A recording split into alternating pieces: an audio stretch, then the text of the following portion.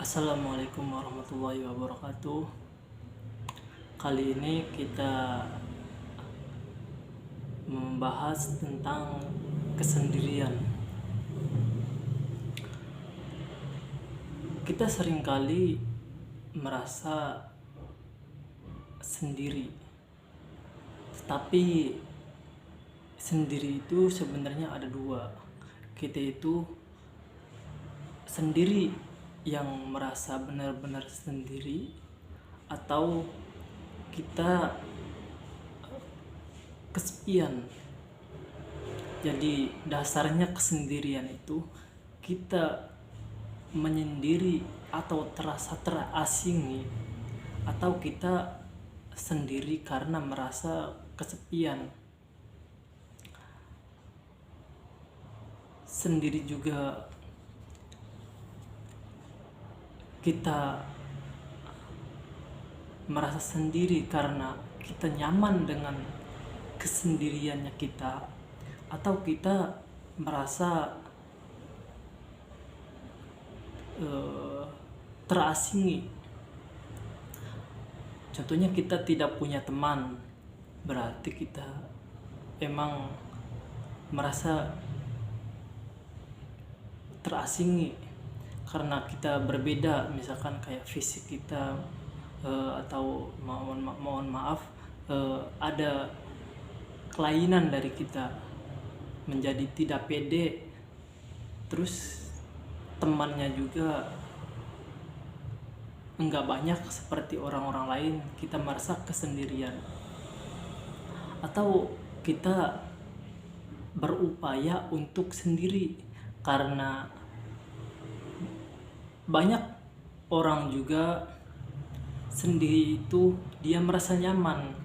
Makanya mereka yang suka sendiri itu dia enggak suka dengan teman banyak atau acara-acara yang berbising, yang keramaian-keramaian itu. Dia menyendiri itu berupaya untuk sendiri. Misalkan kita datang ke sekolahan, nah pas istirahat, orang-orang biasanya pada ngumpul sama teman-temannya, terus dia nggak nyaman ngumpul sama teman-temannya, terus dia pengennya itu mencari tempat yang sepi, terus dia sendiri, dia main game atau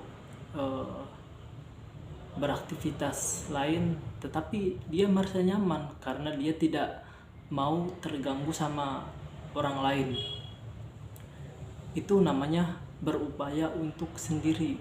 Atau dia karena keadaan, karena teman-temannya atau orang lain nggak mau bergaul sama dia, mungkin karena dia nakal atau jahil atau apa, itu dia merasa kesepian. Nah, kesepian kita bisa menjadi positif. Nah, karena sesungguhnya di saat kesepian itu kita menjadi berpikir, kita menjadi cerdas, itu karena kita sendiri. Terus ada yang bilang juga hidup ini hakikatnya sendiri. Ya, hidup ini sebenarnya hakikatnya sendiri. Tuhan menciptakan manusia awalnya itu sendiri. Kalau di dalam Muslim, di dalam Islam itu ada yang namanya, pertama kali Tuhan menciptakan manusia yang bernama Adam. Adam itu sendiri, lalu ditemani oleh istrinya Siti Hawa. Tetapi hakikatnya Nabi Adam itu diciptakan sendiri.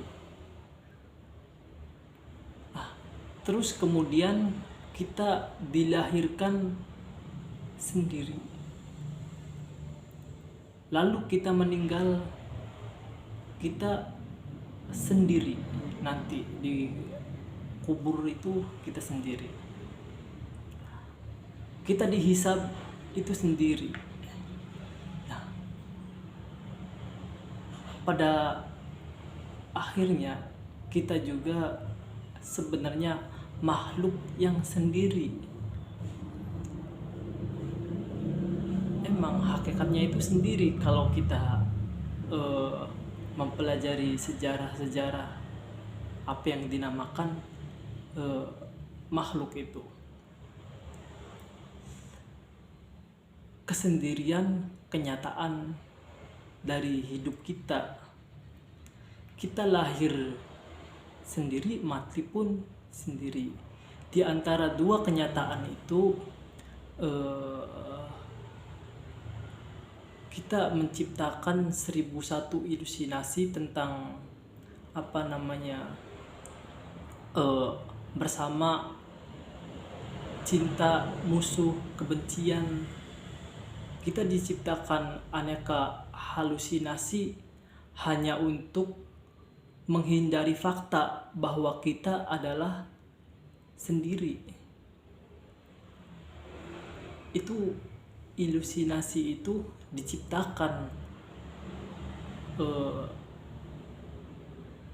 dengan diri kita sendiri, bahwasanya kita enggak menerima kalau kita itu sendiri.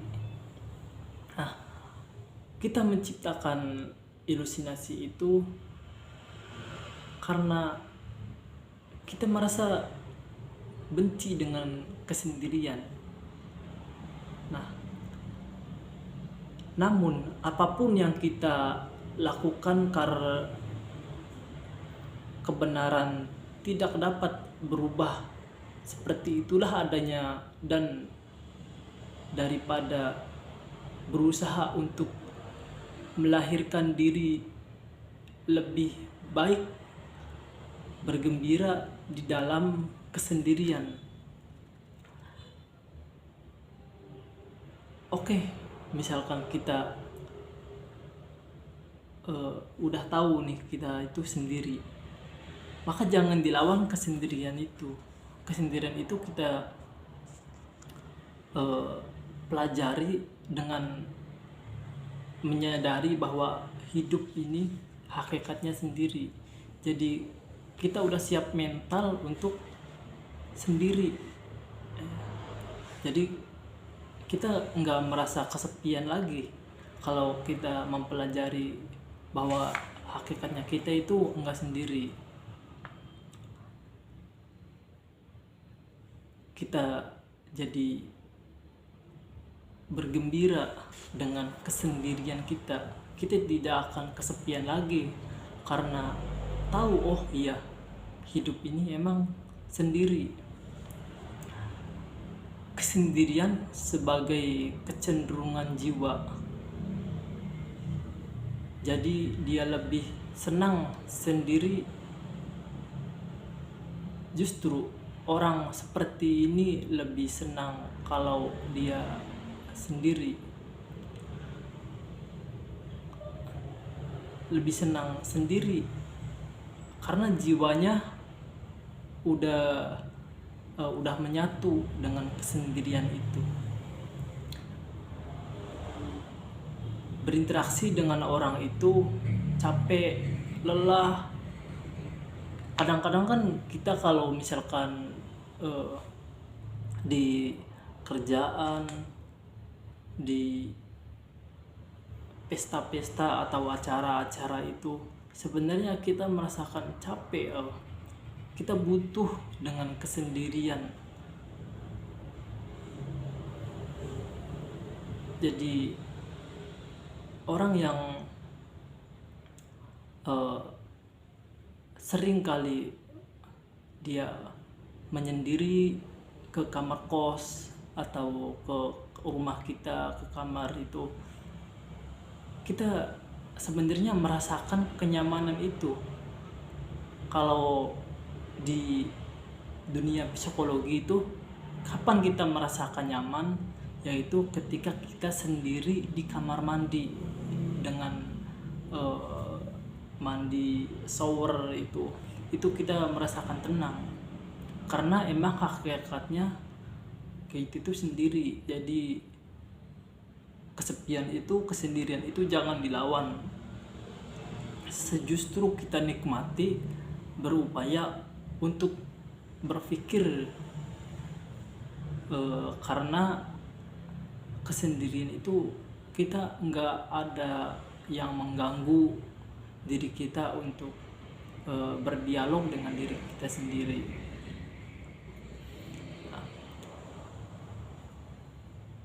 Orang juga ada yang nyaman berteman itu sedikit. Justru kalau misalkan banyak teman itu dia merasa kayak risih atau apa gitu, gak senang keramaian. Kalau misalkan kita di suasana keramaian, atau misalkan kita di healing atau liburan kemana dengan suasana di tempat itu yang ramai, kadang kita butuh loh untuk menyendiri, merasakan alam yang di situ, merasakan suasana yang di situ. Terus senang aktivitas sendirian, seperti kayak lari, kayak apa itu ya, kita merasa senang aja kalau misalkan sendiri. Jadi orang yang sendiri terus dia merasa kesepian itu hanya halusinasi, bahwasanya enggak menerima kalau misalkan orang itu sendiri. Jadi halusinasi itu diciptakan oleh dirinya sendiri. Orang biasa itu membenci kesendirian, namun orang yang master dia bisa memanfaatkan kesendirian, ia adalah makhluk yang stabil, menyendiri bahwa dia adalah satu diri seluruh semesta. Itulah yang dinamakan pembuktian diri di saat dia sendiri. Soalnya kalau kita itu perlu jujur, kapan sih kita ketika kita jujur? Nah, ketika kita jujur sebenarnya ketika kita sedang sendiri itu jujur. Kalau kita berinteraksi, ngobrol sama orang lain, kadang kita menjadi kebohongan loh dalam perbincangan atau obrolan itu. Ada yang ditambahin, ada yang dikurangin. Makanya kesendirian itu baik untuk diri kita, karena ya memunculkan kejujuran itu ya di saat kita sendiri, bukan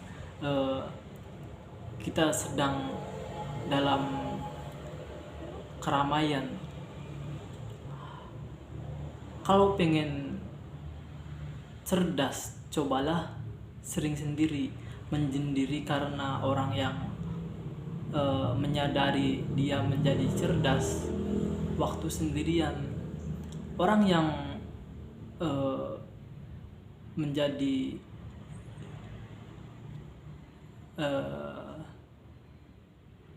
apa yang dinamakan dialog dengan diri sendiri, yang sifatnya jujur, tiada bohong, yaitu kita sendiri. Terkadang kita juga belajar di sekolahan, di ruang belajar kita membaca atau menghafal.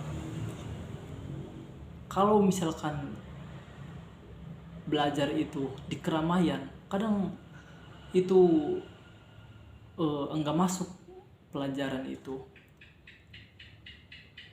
Tetapi walaupun kita tidak belajar, kalau kita dalam keadaan sendiri, Justru itu yang bikin apa yang kita pengen pelajaran itu masuk, itu kadang masuk sendiri. Kita di dalam ruangan menghayal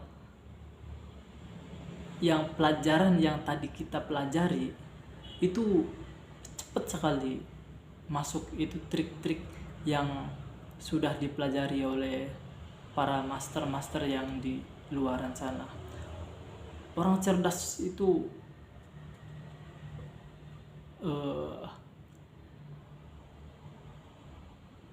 dia banyak menyendirinya.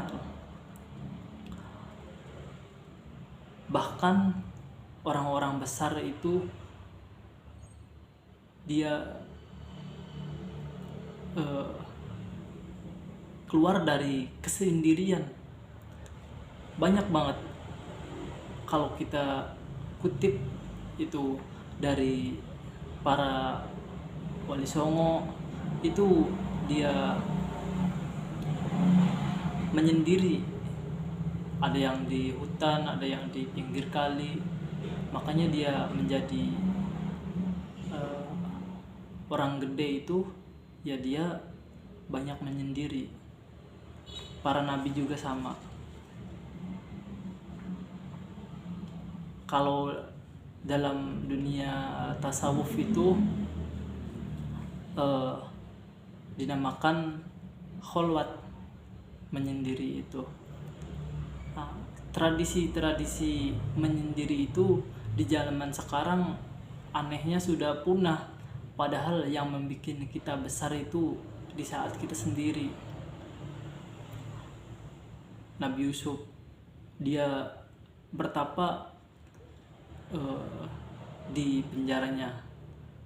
Nabi Muhammad bertapa di Gua Hiro, dia sendiri mendapatkan wahyu itu. Sunan Kalijaga, Sunan Muria, Sunan Bonang, dia banyak menyendirinya.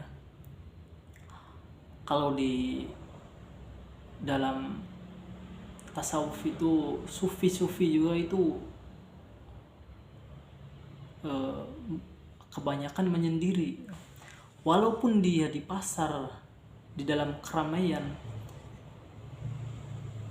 beliau para sufi itu nggak berbaur dengan orang-orang yang di keramaian itu. Bahkan dia sendiri. Jadi ada posisi yang negatif, ada posisi yang positif kesendirian itu. Negatifnya ya dengan berpikir sendiri itu, kalau kita nggak bisa mengatur pikiran kita bisa menjadi negatif atau bisa menjadi jahat.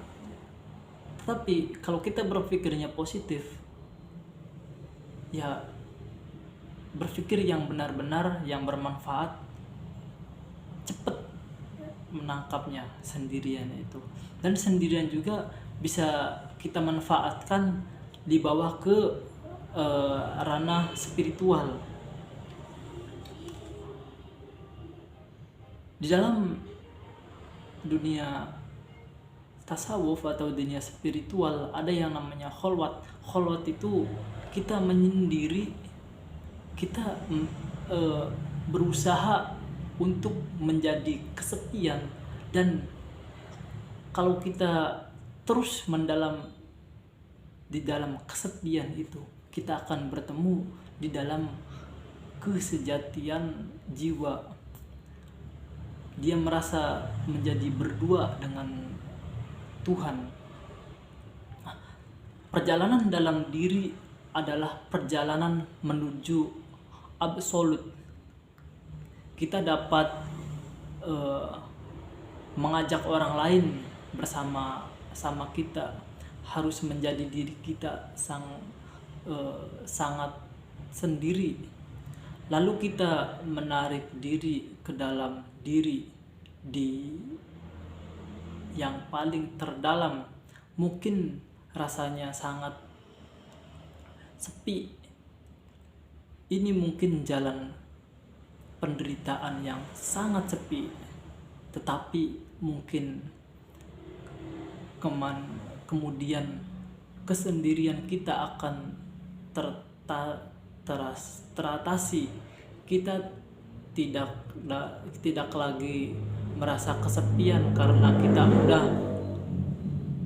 menemukan di dalam diri kita yang tak terpisahkan. Karena itu membuat kita tahu bahwa diri kita adalah menjadi satu dengan semua makhluk. Ada orang yang mengatakan kita itu sebenarnya satu sama semua makhluk yang diciptakan oleh Tuhan. Jadi menjadi sendiri dan menjadi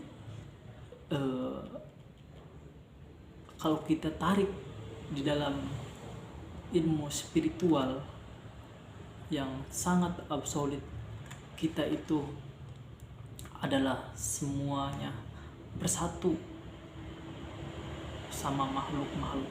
Ya, contohnya kita air itu berapa? Ada yang mengatakan air itu ada di laut, air itu ada di sungai, tetapi semua itu satu, yaitu air. Kita juga sama, semuanya itu satu, yaitu makhluk. Jadi hakikatnya kita itu bukan berapa dan ada di mana, tetapi hakikatnya kita itu satu, kita itu sendiri. Itu saja dari saya. Wassalamualaikum warahmatullahi wabarakatuh.